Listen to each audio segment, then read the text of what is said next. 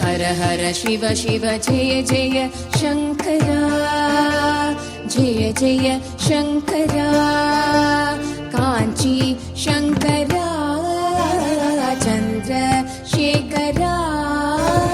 हर हर शिव शिव जय जय शंकरा, जय जय शंकरा, कांची शंकरा, चंद्रशेखरा। நிந்தை சரணடைந்தேன் சந்திரசேகரா, நீதானே என்றென்றும் ஆதிசங்கரா. உந்தனடி தோழுதேன் வேத மந்திரா, உலகம் பலம் பெறவே வந்த சந்திரா. மகா பெரியவா எங்கள் மகா பெரியவா, தெய்வத்தின் குரல் தந்த காஞ்சி மன்னவா.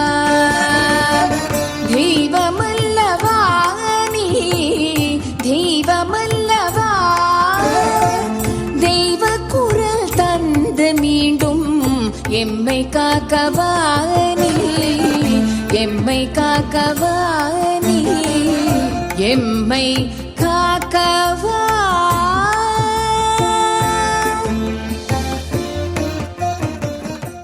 ஸ்ரீ குருப்யோ நமஹ. ஹரஹர சங்கர, ஜெய ஜெயசங்கர.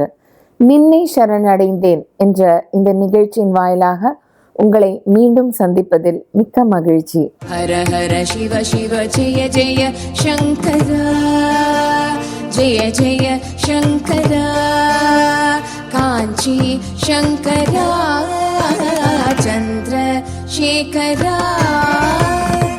ஒருத்தர் உட்கார்ந்துட்டு ஒரு வாத்தியார் உட்காந்து மயூர சதகம் பாராயணம் பண்ணிட்டு இருக்கார்.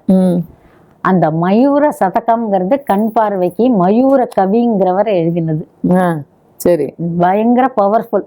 எங்களுக்கு அதை பத்தியே தெரியாது. அப்போ அவர் பாராயணம் பண்ணி முடிக்கிறார். அப்போ எங்க அம்மா கேட்குறா, இது என்ன இது பாராயணம் பண்ணிட்டேன்னு, என்ன புரியாம இருக்கே, இது வரைக்கும் கேட்டதே இல்லையே, என்ன பாராயணம்?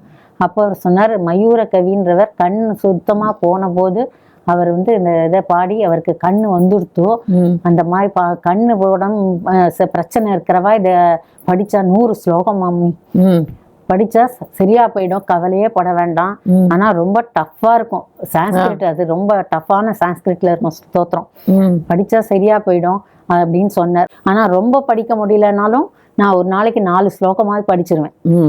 வச்சா முடிகிற அன்னைக்கு 12 ஸ்லோகம் படிப்பேன், அந்த மாதிரி படிப்பேன். வச்சா அந்த இன்னைக்கு நான் இங்க பகிர்ந்துக்கிறேன். யார் யாருக்கெல்லாம் கண்ணுல ஏதாவது பிரச்சனை இருந்ததுன்னா அந்த ஸ்லோகத்தை ஒரு மயூர சதகம் மயூர கவின்றவர் எழுதினது 100 ஸ்தோத்திரம். அதனால அதை பண்ணினால்னா நிச்சயமா சரியாயிடும், ஒன்றும் கவலைப்பட வேண்டாம்.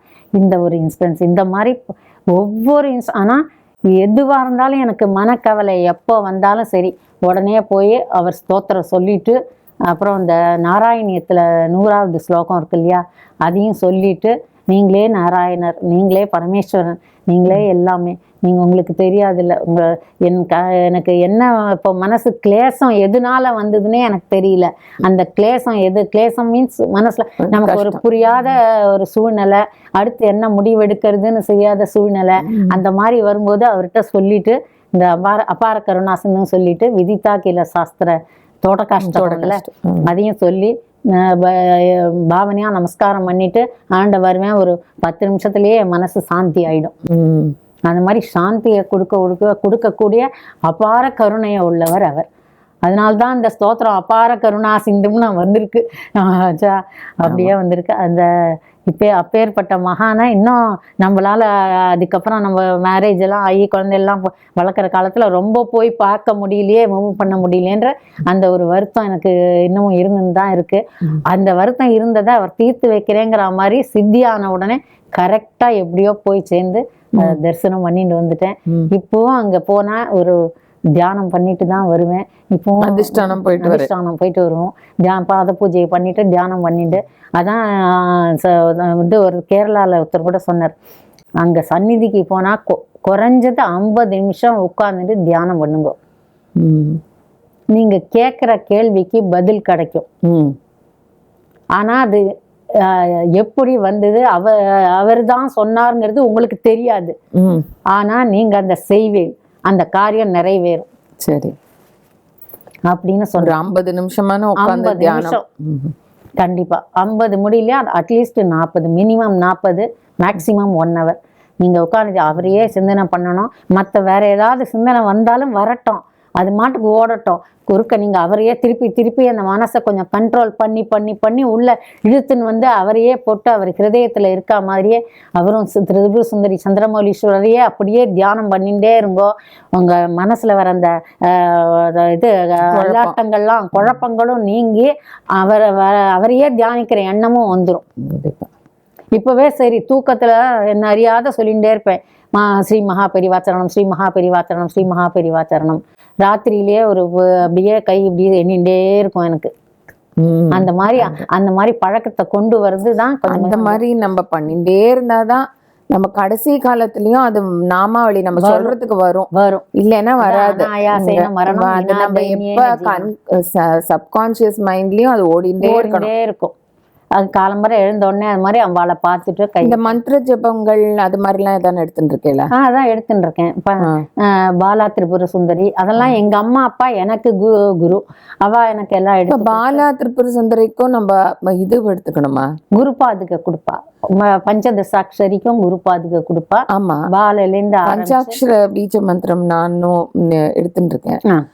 நெரூர் சுவாமிகள் வழியா சதாசிவ பிரம்மேந்திரால் சுவாமிகள் அது வழியா எடுத்துட்டு இருக்கேன். பட் பாலா திரிபுர சுந்தரிக்கும் இந்த மாதிரி இருக்கா?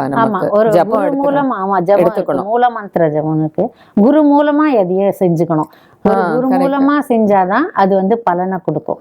ஏன்னா புஸ்தகத்துக்கு மூலமா செஞ்சாக்க அது என்ன குரு ஒரு மாமா நான் ஒருத்தர் இன்டர்வியூ எடுத்தவர், அவர் வந்து பாலா திரிபுர சுந்தரி தரேங்கிறார், எனக்கு விக்கிரகம் உங்களுக்கு தரேன், அது வாங்கிட்டு நம்ம என்ன பண்ணணும்?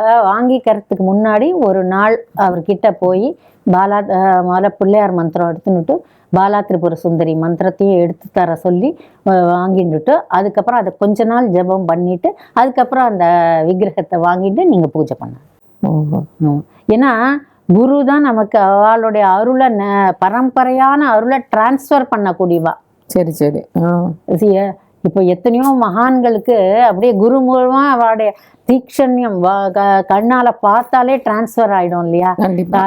இவர் ஆனா சாதாரண இவர் தான், பட் அவர் வந்து சொல்ல முடியாது. அவளுடைய குரு பூர்வீகத்துல யார்? அவருக்கு வந்து ஜெயேந்திர சரஸ்வதி பண்ணிருக்கார், கொடுத்திருக்காரு.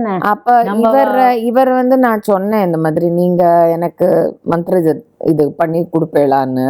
இல்ல நான் வேற யாரான இந்த ரேவதி குமார் அவளை பண்ண சொல்றேன் அப்படின்னா அவ சொன்னா எனக்கு அது அந்த ஜபம் எனக்கு தெரியவே தெரியாது பாலா திரிபுர. அதுதான் கேக்குறேன், நீங்க அதுல உங்களுக்கு இன்னும் ஒரு கொஞ்சம் தக்க சமயம் வரும்போது ஒரு குரு தானா உங்களுக்கு வந்துருவா. எங்க அம்மாவுக்கே இப்ப நீ பண்ணா இதை மட்டும் மனசோல செஞ்சுன்று பிற்காலத்துல வரும் உனக்கு, அப்ப ஒரு குரு கிடைப்பார்னு அவர் சொல்லிதானே அவர் வந்து கிடைச்சாரு ஞானந்தகிரி சுவாமி. நாங்க ஒரு தரம் அப்படிதான் தபோவனம் போயிட்டு இருந்தோம். திடீர்னு நைட்டு பஸ் பிரேக் டவுன் ஆயிடுச்சு ராத்திரி. ஆக்சுவலாக அவர் 8 மணிக்குள்ளே பார்த்தா தான் நல்லா தரிசனம் பார்க்க முடியும். அப்புறம் அன்டைம் ஆகிடுச்சுன்னா உள்ளே போயிடுவாருன்னு சொல்லிட்டு பார்க்க முடியல, என்ன பண்ணுறது. ராத்திரி 10-10:30 மணி ஆகிடுது. நாங்கள் போய் சரி நாங்கள் கையில் கொண்டு போயிருந்தோம், ஏதோ எல்லாருமா போயிருக்கமேனு சப்பாத்தி 2 அதை ஆளுக்கு கொஞ்சம் கொஞ்சம் எடுத்து சாப்பிட்டுட்டு மண்டபத்தில் அப்படியே படுத்துக்கோங்க, இனிமேல் சாமி காலம்பரை தான் வருவார், தாத்தா சாமி காலம்பரை பார்க்கலாம் அப்படின்னு சொல்லிட்டு எங்களை படுத்துக்க சொல்லிட்டா. சரி நாங்களும் படுத்துட்டு பிரார்த்தனை பண்ணிகிட்டே இருந்தோம். அப்போ திடீர்னு உள்ளேருந்து ஒரு ஆள் வராது, வந்து தாத்தா சாமி நீங்கள்லாம் சாப்பிட வேலை இல்லைன்னு சொல்றாரு, உங்களுக்கெல்லாம் வயிறு ரொம்பல போல இருக்கேன், தாத்தா சாமி உங்களெல்லாம் கூப்பிட்டாருன்னு சொல்லிட்டு அவர் அப்படிதான் சொல்லுவார். அவர் வந்து கூப்பிடுவாங்க. சரின்னு போறோம், உள்ள அவர் தரிசனம் அவர் நின்றுட்டு இருக்கார். நின்றுட்டு என்ன ஆகாரம் ஆச்சா அப்படின்னார். ஆச்சு அப்படின்னு.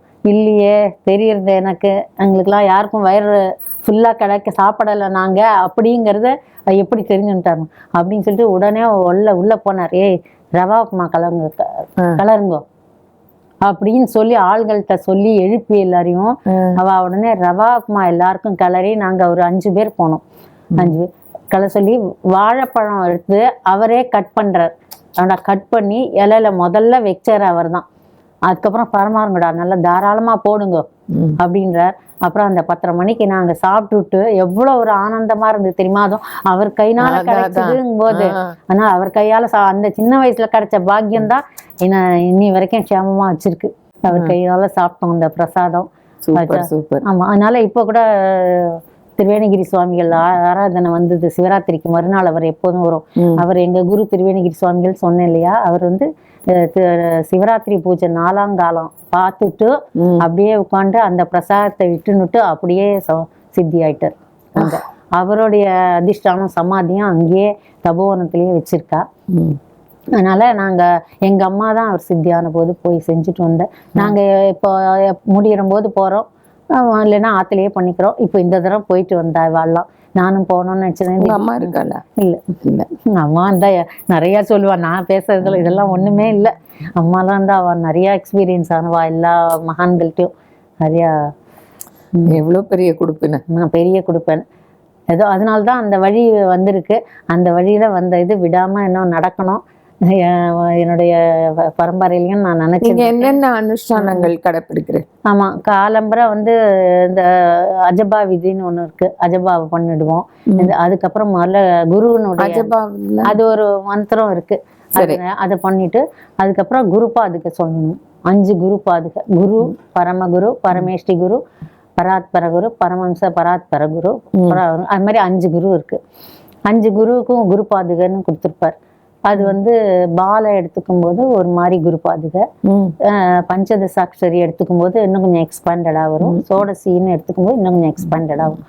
அந்த குரு பாதுகையை முதல்ல சொல்லிட்டு நம்ம வந்து நியாசங்கள் அதை முதல்ல பண்ணிட்டு அப்புறம் ஆத்து வேலைகள்லாம் சமையல்லாம் அதெல்லாம் பார்த்துட்டு சுவாமி அபிஷேகம் பண்ணணும்னா எந்தெந்த இப்போ வந்து முன்னெல்லாம் தினம் பண்ணிட்டு இருந்தேன். இப்போ என்னால் கீழே உட்கார முடியல, கொஞ்சம் பிரச்சனைகள் வந்ததுனால வந்து முக்கியமான தினங்கள்லாம் அபிஷேகம் பண்ணிடுறது. இது மாதிரி ஏகாதசி, பிரதோஷம், சதுர்தசி, வெள்ளிக்கிழமை, செவ்வாய்க்கிழமை, வியாழக்கிழமை அந்த மாதிரி அபிஷேகம் பண்ணி அதுக்கப்புறம் லகு பூஜையாக தினம் பண்ணுறோம். லகு பூஜையை பண்ணிட்டு இருக்கோம். நவராத்திரினா கொஞ்சம் நவாவரணம் பண்ணுறது, இது சசரநாமம் பண்ணுறது, திருசதி பண்ணுறது, இதெல்லாம் நவராத்திரினா பண்ணுவோம். அப்புறம் குரு ஆராதனம் போது நல்லா வியாழக்கிழமை இல்லாமல் பண்ணுவேன். வியாழக்கிழமை, வெள்ளி. ஆமாம், நித்தியமே உண்டு. நித்தியமே வந்து எல்லா பஞ்சாயத்தனம் பண்ணிவிடுவோம். மூலமந்திரங்களை சொல்லி புஷ்பத்தை முதல்ல போட்டுருவேன். அப்புறம் அதனால தினமே நைவேத்தியம் உண்டு. மதியா நைவேத்தியம் தினம் உண்டு. சாயந்தரம் பால் பழங்கள் நைவேத்தியம் பண்ணிடுவோம். வியாழக்கிழமைனா சுண்டல், விசேஷ தினங்கள்னா விசேஷ கலந்த சாதங்கள் அந்த மாதிரி அதெல்லாம் வந்துடும். அதெல்லாம் சுண்டல் அந்த மாதிரி.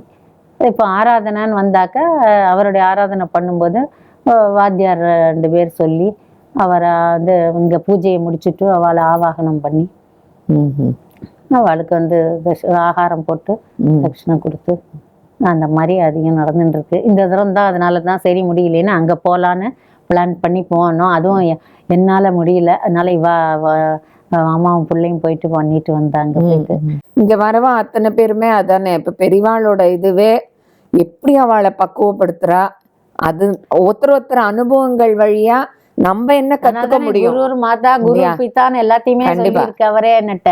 அதனால நம்ம தெய்வத்தை போய் சரணடையணும்னாலும் அவர் மூலமா போகணும் இல்லையா? ஆமா, மாதா பிதா குரு தெய்வம்னு சொல்ற மாதிரி மாதா பிதாக்கு அப்புறம் முதல்ல குருவை தான் நம்ம அண்டணும். கண்டிப்பா. ஆமா, நம்ம இந்த மாதிரி எக்ஸ்பீரியன்ஸ் ஆக ஆக நம்ம நிறைய கத்துக்கணும். கண்ணை திறந்து விட அதுக்கு பெரிவா வந்து நமக்கு எப்படி உறுதுணையா இருந்துட்டு நமக்கு பக்க பலமா இருக்கா, அதுதான் நம்ம இங்க பாக்கணும். நீங்க ஏதாவது இருந்தா எனக்கு சொல்லுங்க. உங்களுடைய அனுபவங்கள், அட்வைஸ் பெரியவாழ்கிட்ட நீங்க இல்ல, நானே வந்து இந்த இன்டர்வியூ பண்றதுனால நிறைய இது எனக்கும் நிறைய கத்துக்கிறேன்.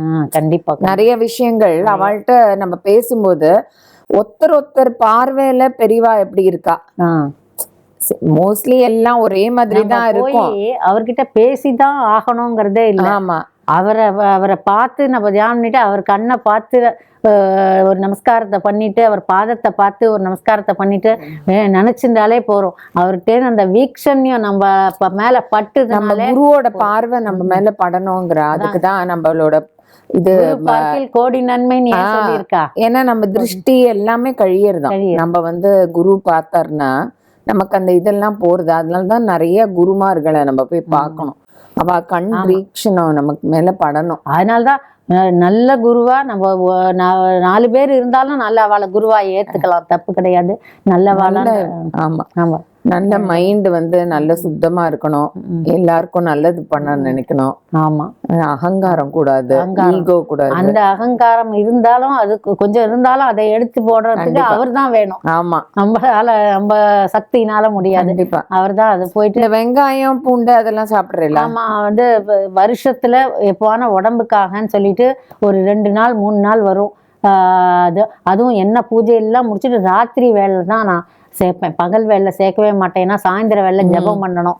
சாயந்தர வேலை நான் ஏன்னா காத்தால ரொம்ப பண்ண முடியலன்னா திருப்பி சாயந்தரம் அந்த ஜபத்தெல்லாம் இன்னும் கொஞ்சம் பண்ணுவேன்.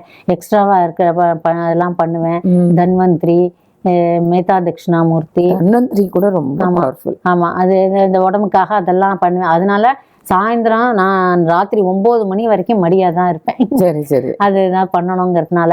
அப்படியே இந்த மாதிரி ஏதாவது சேர்க்கணும்னா குழந்தைகளுக்காக சேர்த்து பண்ணணும்னா நைட்ல தான் சேர்த்து பண்ணுவேன். என் பையன் அவன் வேணும்னா அவன் வெங்காயம் அவன் தனியா மாடியில பண்ணிட்டுருவான், அவன் பண்ணிட்டுருவான். அந்த மாதிரிதான் இருக்கிறது. ஆமா, குழந்தைகள் அவெல்லாம் சேர்த்துக்கலாம். நம்ம ஒரு இந்த பூஜை இதெல்லாம் எடுத்துட்டோம்னா நம்ம கொஞ்சம் அது விலகி இருந்தா அது என்ன நிறைய விஷயம் கிடையாது. ரொம்ப மருந்துன்னு ஏதான சேர்க்கணும்னா அப்போ தான் நிறைவேஞ்சு புண்ணிய கிடையாது. அது பிடிக்கிறதும் பிடிக்கிறது இல்லை.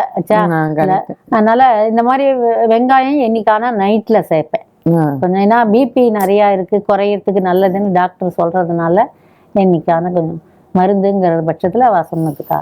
பெரியவா என்ன சொன்னார், ஒரு பரிகாரம் சொன்னார்னு சொன்னேனே, அதை சொல்லவே இல்லையே. நைஜமே உங்க ஆத்து ஃபேமிலியில பித்ருக்கள் கரையேறாத ஆடுனுடைய கழுத்துல இருக்கிற சதையில தொங்கின்னு இருக்கா. அதனால அப்படியே கஷ்டப்படுறா. அந்த பித்திருக்கள் கரையேறினா இந்த அப்புறம் குழந்தைகள் நிற்கும் உனக்கு, அதையும் செஞ்சுடு, அதுக்குள்ள சரியா போயிடும் அப்படின்னு அவர் சொல்லிட்டார். அதுக்கு என்ன பண்ணணும்னு கேட்டதுக்கு நைஜமேஷம்னு ஒரு சாந்தி இருக்கு, அந்த சாந்தியை பண்ணு அப்படின்னு சொல்லி அவர் சொன்னார். அதுக்கப்புறம் தான் திருவிடமருதூர்ல அவ அந்த நைஜமேஷம் அப்படின்ற சாந்தியை பண்ணினா. அதுக்கு அப்போ புது பெரிவா அந்த பாடசாலையில வானப்பிரஸ்தாசிரம இது சந்நியாசத்துக்கு முன்னாடி அங்க அவரும் வேதம் படிச்சுட்டு இருந்தார். ஓஹோ, மெயினா காமாட்சி கல்யாணி மாமிட்ட நீ காலம்பரை இந்த கதையை தான் சொன்னேன். இப்ப அது வரும்போது கொஞ்சம் அது லேட்டா வருது. அப்போ புது பெரிவாளை கூப்பிட்டு தான் வச்சு ஆத்துல வர வச்சு அப்போ அவரும் பாடம் அவரையும் ஒரு இதுவா அந்த ஹோமம் பண்றதுக்கு அவரையும் வர வச்சு அந்த சாந்தியை பண்ணி அவர் தான் ஆத்துல மெயினா இருந்து அப்போ அவருக்கு தானம் கொடுத்துருக்காவா. ஒரு எந்த ஹோமமும் பூஜை இதோ ஆனோடனே பிராமண போஜனம்ங்கிறது பண்ணினாதானே சாத்குண்யம் ஏற்படும், பல சாத்குண்யம். அதனால அப்போ எல்லாரையும் அந்த பாடசாலையில இருந்த வாழ எல்லாரையும் வர வச்சு சாப்பாடு போட்டு அப்போ இந்த புது பெரிவாளுக்கு பஞ்சபாத்திர ருத்ரிணி எல்லாருக்கும் பிராமணால வச்சா இது தட்சிணை சாமா அதெல்லாம் அந்த காலத்துல வெளியில கொடுத்துருவா இல்லையா, கொடுத்து பண்ணுவா. அதை அப்போ அவருக்கு அந்த தானத்தையும் கொடுத்து அப்பவே பழக்கம்னு எங்க அப்பா சொல்லுவா புது பெரியவா. அதுக்கப்புறம் கொஞ்ச நாள் கழிச்சுதான் அவருக்கு சன்னியாசாசிரமம் கிடைச்சுது. அப்பவே நான் பார்த்துருக்கேன். நான் அவங்கள பழக்கம் அப்படியோ அப்பவே அவர் தேஜஸ்வியா இருப்பார், சின்ன பையனா அப்படின்னு சொல்லி சொல்லுவா. எங்க பாட்டி நிறைய தடவை புது பெரியவாளோட அங்கேயே சன்னியாசாசிரமம் வாங்கிட்டு போய் நிறைய நாள் அங்க திருடமருதுல நிறைய ட்ரிப் வந்திருக்காருல்ல, நிறைய மூமெண்ட். எங்க பாட்டி லக்ஷ்மின்னு பேரு, நிறைய தரம் பார்த்திருக்கா, சொல்லுவா எல்லாம். அவளுடைய வம்ச பரம்பரையிலே துளசின்னு ஒருத்தரை சொன்னாலே புரிஞ்சுருவாராம் பெரியவா, புது பெரியவா. அந்த மாதிரி நல்ல பழக்கம். அந்த அந்த ஏன்னா அந்த இந்த மாதிரி ஒரு சாந்தி இருக்கு, பித்ருதோஷத்தை கழிக்காங்கிறது யாருமே இது வரைக்கும் சொல்லி கேள்விப்படல. எங்க அம்மா சொல்லி நைஜமேஷம் நைஜமேஷம் சாந்தின்னு அது ஏன்னா மேஷம்னா ஆடு இல்லையா, சரி. அங்க இதுல அதுக்கு முன்னாடிக்கு அதை தீர்க்கிற மாதிரி அதை வச்சு அந்த சாந்தி ஏன்னா பிதர்கள் ஆட்டுனுடைய தொண்டையில தொங்கறான்னு சொன்னா இல்லையா, அது அதனாலதான் அந்த குழந்தைகள் தங்காம போறது. ஏன் இப்பெல்லாம் ஜாதகத்தை எடுத்துன்னு போனாலே பிதிர் தோஷம் இருக்கு அப்படின்னு எல்லாத்துக்கும் சொல்றா பாருங்க. அந்த மாதிரி மெயினா வந்து வம்ச விருத்திக்கு பிதிர் தோஷம் இல்லாம இருக்கணும் அப்படின்னு தானே பெரியவாள்லாம் சொல்லுவா எல்லாத்தையும்.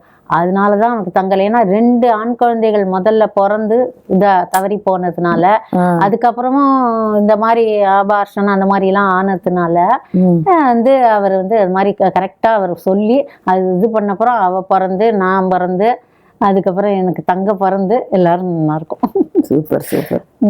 இது ஒரு பெரிய இன்ஃபர்மேஷன். அந்த மாதிரி அதெல்லாம் வேதத்திலேயே எத்தனையோ சாந்திகள் இருக்கு. பாரதத்துல கூட சாந்தி பருவான் இருக்கு. எல்லாமே வேதத்தின் அடிப்படையில தானே இருக்கு. அதுல நமக்கு தெரிகிற விஷயங்கள் ரொம்ப கம்மியா இருக்கு.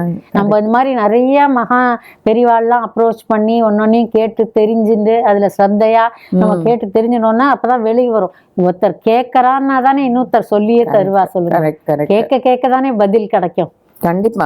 இப்ப இந்த ப்ரோக்ராம் வழியாவே இந்த மாதிரி நீங்க சொல்றதுனால நிறைய விஷயம் தெரிய வருது இல்லையா? ஆமா, என்னென்ன நடக்கிறது பெரியவா எப்படின்னா கர்ம காண்டம்னு ஒண்ணு எடுத்து பார்த்தாலாம். அங்க பார்க்க சொல்லி பெரியவா அப்போ அத அப்படின்னு அதுல வந்து எல்லாமே தெரிஞ்சிடும். அப்போ அத மாதிரி பார்த்து அவர் சொன்னாராம். சொல்லி இதை செய், உனக்கு அப்புறம் எல்லா பித்திருக்களும் கரையேறிடுவா. அதுக்கப்புறம் இனிமே சிராத்தங்கள்லாம் எதுவோ என்ன வருதோ அவ ஃபேமிலியில நன்னா பண்ணுங்கோ அப்படின்னு சொல்லி அதனால்தான் அதுக்கப்புறம் யாருக்குமே அந்த ஜாதகத்திலேயே சொல்லவே வராது எதுவுமே. அதனாலதான் நான் இப்போ எங்காத்துலயும் எங்க ஃபேமிலியும் சொல்லிட்டு இருப்பேன், விவரத்துல எல்லாருக்கும் நல்லா பண்ணோம்னு சொல்லி அந்த நம்ம சந்ததி நல்லா இருக்கணும். அதனால இப்போ நாங்க சாதத்தை விட பண்ணின்னு வந்துட்டு இருக்கோம். அதுதான் அது எல்லாருக்கும் ஒரு நியூஸாவும் போகும். அவ்வளவுதான். கண்டிப்பா குழந்தைகள் நல்லா இருக்கணும், சந்ததி வளரணும் அப்படின்னா பிதிரு தோஷம் மெயினா அதை நீக்கிட்டு அதுக்கப்புறம் அதாவது தெய்வம் கூட கொஞ்சம் மன்னிச்சிடும். பித்திருக்களுக்கு வந்து கோபம் சட்டுன்னு வந்துருமா. ஆனா அவ வந்து அதுக்குன்னு திட்ட மாட்டா, இது பண்ண மாட்டா, சபிக்கலாம் மாட்டா. ஏன்னா நம்மளுடைய முன்னோர்கள் சபிக்க. ஏன்னா அந்த வருத்தம் இருக்கும், நம்மளுடைய இதை கவனிக்கல பாரு. ஆகாரம் போட வேண்டிய சமயத்துல வருஷத்துக்கு ஒரு நாள் கரெக்ட் போட போறோம், அது கூட செய்யலைன்னா இல்ல சொல்லுங்க அத நினைக்கலையே பண்ணலையே அப்படின்னு சொல்லி நினைப்பா. அதுக்குதான் அட்லீஸ்ட் கதறணும் வாழை நினைச்சு இருக்கும் போதும் பண்ணணும் பெரியவாளுக்கு. அது அதை விட இருக்கும் போது பண்ணாம இருக்கும் போதே பண்ணாதவா எப்படி போனது பண்ணுவா. அதனால நம்ம அதெல்லாம் நம்ம குழந்தைகளுக்கும் சொல்லி தரணும். அதுதான் இந்த நம்மளுடைய சமூகத்துல நம்ம வளரணும். எல்லாரும் பெரியவா மேல எல்லாம் பக்தி வைக்கணும். கண்டிப்பா மூதாதையர்கள் மேல பக்தி வைக்கணும் இல்லையா? ஆமா கண்டிப்பா. மனசுல வாழை வச்சுக்கணும். மனசுல வச்சுட்டு அந்த கரெக்டா நோட் பண்ணிட்டு அந்த இதுல செய்யணும், சித்திகள்ல அதை விடாத செஞ்சுட்டு அப்புறம் தெய்வத்துக்கு என்னென்ன செய்யணுமோ அதையும் செய்யணும். தெய்வத்துக்கு வந்து நம்மளால முடிஞ்சதை செஞ்சா கூட அது ஒன்றும் இது பண்ணாது. இப்படிதான் கண்டிப்பா அந்த தர்மத்தை விடாத செய்யணும். கண்டிப்பா இல்லையா? அந்த தர்மத்தை செய்யணும். மெயினா பித்திருக்களை விடக்கூடாது. அதான் நம்மளோட வழக்கம் என்னங்கிறது இந்த கரெக்டா தெரிஞ்சுன்னு பண்ணணும். நிறைய பேர் வந்து இந்த குலதெய்வத்தை வந்து சரியா ஃபாலோ பண்ண மாட்டேங்கிறா. பிறந்தாத்து குலதெய்வத்தையே ஃபாலோ பண்றா. புக்காத்துக்கு போன அப்புறம் தெரியறது இல்ல. ஏன்னா மாமனார் மாமியாரோட இருக்க மாட்டா, தனியா இருக்கா. அவ கேட்டுக்கிறது இல்ல, என்னமோ நம்ம அம்மா பண்ணிட்டு இருக்கான்னு சொல்லிட்டு அதையே ஃபாலோ பண்ணுவோம். அது தப்பு. நிறைய பேர் அதெல்லாம் மாத்திக்கணும். கரெக்டா பண்ணணும். மாமனார் மாமியார்ட்ட உடனே கேட்டுக்கணும். அதெல்லாம் எழுதி வச்சுக்கணும். அதே மாதிரி பித்திருக்காரியம் பண்ணும்போது அவளுடைய பேரு கோத்திரம் எல்லாத்தையும் எழுதி வச்சுக்கணும். கண்டிப்பா எல்லாம் சொல்லணும். இதெல்லாம் சாதாரண ஒரு வரலட்சுமி நோம்புன்னா அம்மாவத்துல இருந்தா எடுத்துக்கலாம். அப்பா வழியில இல்லைன்னாலும் அது வந்து எடுத்துக்க கூடாதுன்னு இல்லை தெய்வம். அது வந்து பர்மிஷன் வாங்கிட்டு புக்காத்துல பர்மிஷனை வாங்கிட்டு செய்யறதுக்கு அவ வந்து அனுகூலம் கொடுத்தானா நீங்க ஒரு குருட்ட போய் ஒரு வாத்தியார்ட்ட போய் எனக்கு இது மாதிரி எடுத்துக்கணும்னு ஆசை பண்ணணும்னு கேட்டா அவ எடுத்து கொடுத்துருவா. நவராத்திரி கூட நிறைய பேர் எடுத்துக்கிறாள் திடீர்னு, நம்ம பொன் குழந்தை இருக்கு ஆசைப்படுறா அப்படின்னு எடுத்துக்கிறவா. ஆனா அது ரெகுலரா பண்ணணும். நம்ம எடுத்தோம் அப்புறம் திடீர்னு அதுதான் எடுத்துக்கும் போதே பெரிய கிராண்டா செஞ்சு பண்ணாதனால சிறுக சிறுக கொஞ்சம் கொஞ்சமா ஆரம்பிச்சு இந்த வாட்டி ஒரு கன்னியா குழந்தை சொன்னோமா, அப்புறம் எப்போ முடியறதோ அதை ரெகுலரா ஒரு 2 கன்னியா குழந்தைங்களை சொல்லிட்டு அது. ஆனா நிறைய பேர் சும்மா ஒரு இதுக்கோசரம் தான் எடுக்கிறாங்க. என்ன பொறுத்த வரைக்கும் ஷோக்கே வேண்டாம். ஆமா, நம்ம பண்ணினா அதை பத்தி தெரிஞ்சுண்டு அதுக்கு அதனால என்ன நமக்கு இத சொல்லி தராங்கிறத முதல்ல புரிஞ்சுட்டு என்னதான் நம்ம தெரிஞ்சிருந்தாலுமே நம்ம செய்யும் போது சில தவறுகள், நிறைய தவறுகள் வரும். மந்திரஹீனம் கிரியாஹீனம்ங்கிற மாதிரி எத்தனையோ நடந்துடுறது. அப்படி இருக்கும்போது ஏனோ தானும் நம்ம ஃபேஷனுக்காகவும் ஷோக்காகவும் எதுவும் பண்ணக்கூடாது. அதெல்லாம் தான் தெரிஞ்சுக்கணும். அரை மணி நேரம் பண்ணினாலும் அதை வந்து அதுல மனசு ஈடுபாடோட பண்ணணும். நவராத்திரி போது வீட பூட்டிட்டு போக கூடாதும்பா, அதை வச்சுட்டு போக கூடாதுன்னு. அதெல்லாமும் நம்ம வழி வந்து எப்படி இருக்கோ அதை ஃபாலோ பண்றதா இருந்தா ஃபாலோ பண்ணணும். இல்லைன்னா நம்ம பண்ணக்கூடாது. நித்திய படிக்கே சரி ஒரு அன்னமாவது நைவேத்தியம் பண்ணணும் தெய்வத்துக்கு பண்ணணும். இப்போ எங்கேயாவது போனோம்னா நாங்க இப்ப என்ன பண்றோம்னா அந்த மெயினா இருக்கிற ஒரு சுவாமியோ விக்கிரகத்தை எடுத்துட்டு போயிடுவேன். எங்கேயாவது ஊருக்கு போனால் இப்போ என் பொண்ணு கல்யாணம் நடந்தது. அப்போ என்ன பண்ணோம், சத்திரத்துக்கு அந்த அம்பாளை நன்னா ஒரு இதில் பட்டு துணியில் சுற்றி ஒரு பேக்கில் வச்சு எடுத்துன்னு போய் அந்த இடத்துலையே வச்சு அப்படியே அவளுக்கு அங்கே கிடைக்கிற அந்த மாலையை வாங்கி வர சொல்லி அந்த மாலையை சாத்திட்டு அங்கே முதல்ல அவள்கிட்ட போய் சொல்லிட்டேன், ஸ்வீட் ஏதாவது பண்ணால் அதை கொடுத்துருங்க, நான் அம்பாள்கிட்ட நைவேத்தியம் பண்ணினதுக்கு அப்புறம் டக்குன்னு கொடுங்கன்னு சொல்லி வாங்கிட்டு ஸ்ரீரங்கத்தில் கல்யாணம் அது மாதிரி எடுத்துன்னு வந்து அது மாதிரி பண்ணிடணும். இல்லையா 2 திராட்சை கல்கண்டு இந்த மாதிரி ஏதாவது பாதாம் பருப்பு நம்மளே அதெல்லாம் எடுத்துட்டு போகலாமே. நம்மளால இப்போ சமைக்க முடியாத நேரத்துல இதெல்லாம் எடுத்துன்னு போய் அப்படி பண்ணிடலாம். வாழைப்பழம் எங்க ஆனாலும் கிடைக்கிறது வாங்கிவிடும். அந்த சக்தியான சாரம் அத அவளை பட்னியா வச்சுட்டு நம்ம ஆகாரம் பண்ணக்கூடாது. அவ்வளவுதான். கண்டிப்பா எனக்கு அந்த அளவுக்கு நான் நினைச்சுன்னு இருப்பேன் எப்போதும். இது வரைக்கும் ரொம்ப அழகா உங்களோட அனுபவங்கள் எப்படி எப்படி இருக்கணும் அப்படின்னு வியூவர்ஸ்க்கும் தெரிகிற மாதிரி நிறைய விஷயங்கள் நீங்கள் எங்ககிட்ட ஷேர் பண்ணிட்டு ரொம்ப நல்லா இருந்தது. உங்களோட இன்டர்வியூ ரொம்ப சுவாரஸ்யமாக இருந்தது. நீங்கள் வந்ததுக்கு ரொம்ப சந்தோஷம். அவன் அருளாலே அவன் தாள் வணங்கின்னு சிவபுராணத்தில் சொல்லியிருக்கா மாதிரி அவர் அருளாலே இன்னைக்கு இங்கே வந்து இன்னைக்கு இந்த ப்ரோக்ராம் நடந்திருக்கு. அவர் அருள்னாலேயே எல்லாம் கிடைக்க முடியும், எல்லாருக்கும் உலகத்துக்கே கிடைக்க முடியும். பிரார்த்தனை. இதுவரை திருமதி மீனாட்சி கல்யாண்ராமன் அவர்களுடைய உரையாடலை கேட்டு ரசித்திருப்பீர்கள். ரொம்ப அருமையாக நம்மக்கிட்ட தன்னுடைய அனுபவங்களை என்னென்ன மாதிரி இருக்கணும் அப்படிங்கிறத ரொம்ப அழகாக விவரிச்சிருந்தா. இதுலேருந்து நம்ம நிறைய கற்றுக்க வேண்டியது இருக்குது. அதை எல்லாரும் இங்கே கற்றுண்டு ஸ்ரத்தையாக பண்ணணும். மீண்டும் உங்கள் அனைவரையும் அடுத்த வாரம் புதிய அனுபவங்களுடன் நின்னை சரணடைந்தேன் நிகழ்ச்சியில் சந்திக்கின்றேன். நன்றி, வணக்கம்.